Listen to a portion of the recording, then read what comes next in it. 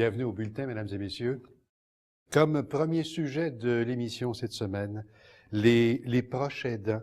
Les proches aidants, parlons-en, parce que c'est le thème de l'édition 2014 de la Semaine nationale des proches aidants qui a lieu cette année du 2 au 8 novembre. Et on a avec nous Sylvie Riopel, qui est responsable des communications et de la défense des droits du regroupement des aidants et aidantes naturelles de Montréal. Madame Riopel, bienvenue, madame. Bonjour. Parlons-en justement de ces aidants naturels. Question, à une certaine époque, on parlait d'aidants naturels. Maintenant, on parle de proches aidants. Quelle est la nuance de tout ça? OK. Parce qu'au début, il y a 20, 25 ans, on parlait beaucoup d'aidants naturels dans le sens que c'était comme plus, ça faisait référence au lien de sang. OK? C'était plus comme la famille seulement qui prenait soin d'une personne lourdement handicapée, malade ou en perte d'autonomie. Maintenant, avec les années, on s'est rendu compte, puis avec aussi notre démographie qui fait que les familles sont moins grandes, on s'est rendu compte qu'il y avait beaucoup d'amis et de voisins qui prenaient soin d'une personne en perte d'autonomie, et ça, peu importe l'âge de la personne en perte d'autonomie. Alors, c'est pour ça que le concept a évolué, et aujourd'hui, on parle de proches aidants. Avez-vous une estimation, on parle, disons, de la région de Montréal, là. Avez-vous une estimation du nombre de proches aidants qu'on peut avoir? Ils sont nombreux, en tout cas. Oui, il y en a beaucoup, puis même, compte tenu que les gens s'identifiaient pas beaucoup comme proches aidants, tout ça, alors on évalue à peu près à 300 000 à Montréal, OK, dans la région de Montréal. Alors, c'est vraiment sous-estimé. Décrivez-nous ce qu'est un proche aidant.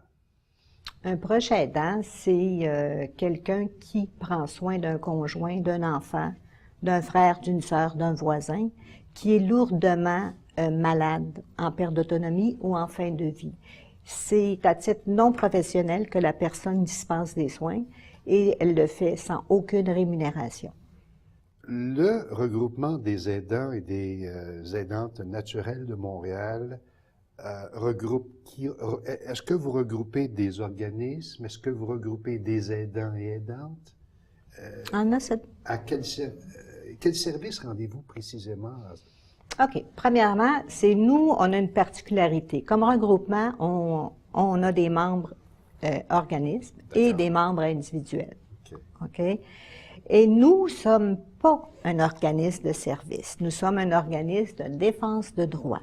Donc, on offre des activités, OK, qui, exemple, comme des délibérations, qui vont informer nos membres, proches aidants ou nos membres organismes, sur des enjeux vraiment importants ou majeurs qui concernent les proches aidants.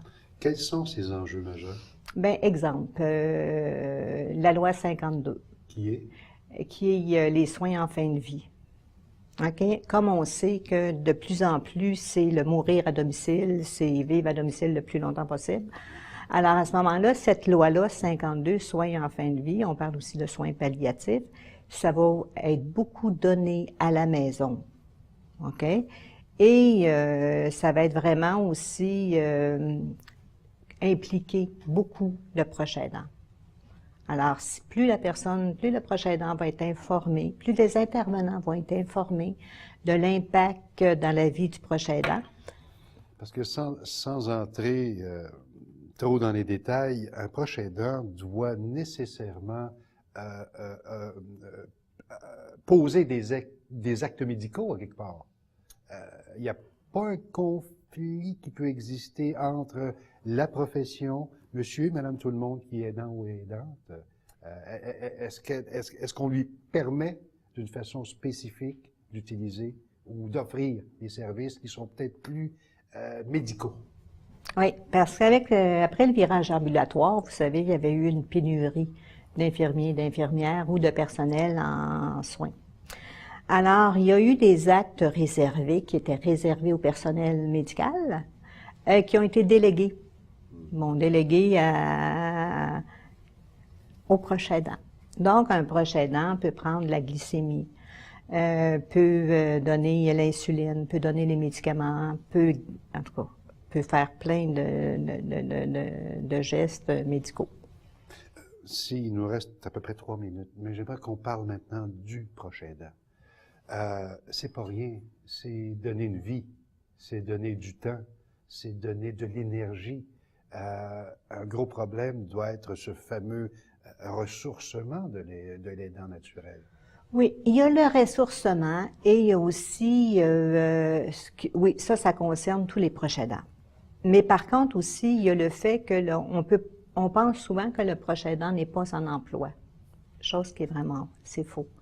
C'est 25% de la population en emploi est proche aidant. Donc, ils ont besoin, autant eux que les proches aidants qui sont à la maison, ont besoin de se ressourcer, ont besoin de se joindre à des groupes de soutien, des groupes d'entraide, ou tout simplement à faire des activités qui vont leur faire plaisir. Le proche aidant vit beaucoup d'isolement social, qui peut être dû au fait que la personne ne travaille pas, au fait aussi qu'il y a un appauvrissement social et un appauvrissement économique aussi. Est-ce que c'est fréquent, cet appauvrissement?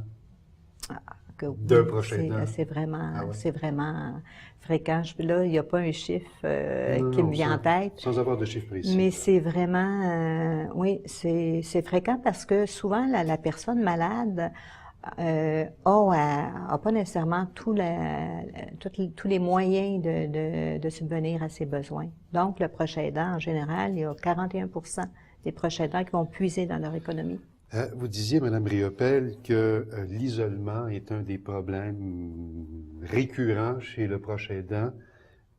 Est-ce qu'un regroupement comme celui des aidantes et aidants naturels de Montréal peut répondre à ces questionnements de ces gens?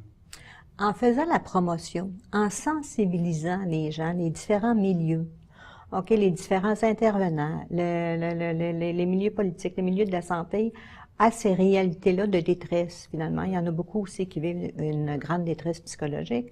Alors, c'est d'éveiller à éventuellement pouvoir répondre ou évaluer la condition psychologique du proche aidant. Ma dernière question.